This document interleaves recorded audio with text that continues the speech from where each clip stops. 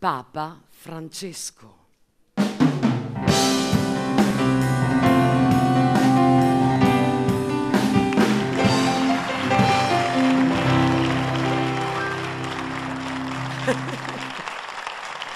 Fratelli e sorelle, buonasera. Che piacere stare con voi questa sera. A me mi piace comunicare.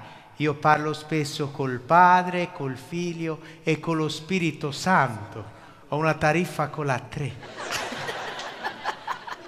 Ma a voi vi voglio dire che bisogna volere bene a tutti, bisogna volere bene anche agli zingari, ai nomadi, ai ricchi e poveri e pure ai cugini di campagna.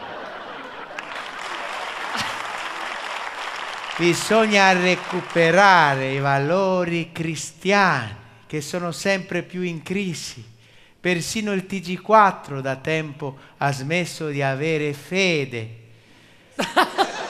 Ma com'è la Chiesa ha cominciato ad abbassare le pretese, ad abolire i privilegi.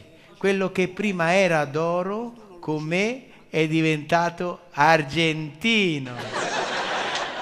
Ma mi sono portato appresso anche un tedesco, il Papa Emerito. Emerito suo, si sono Papa io.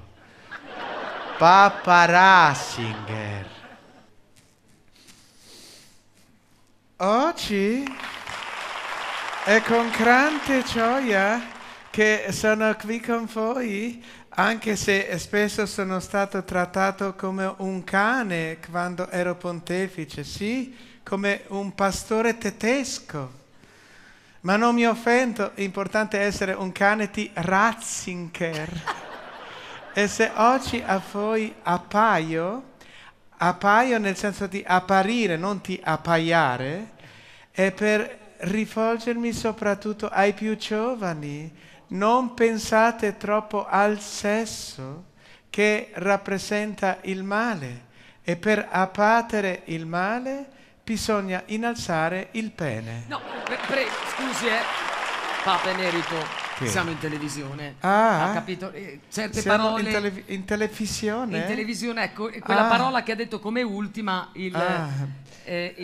bisogna, non bisogna dire bisogna? No, non bisogna dire pene, cioè, capito? Bisogna dire bene. Con la Io ho detto pene. No, ecco, no, lasciamo perdere. Svegliamo la vera identità di questo Papa Ratzinger, nonché Papa Francesco. È il nostro Gabriele Marconi. Ecco, Sei tremendo, ma quanto bravo sei. I capelli bianchi. Ah no, sono fili.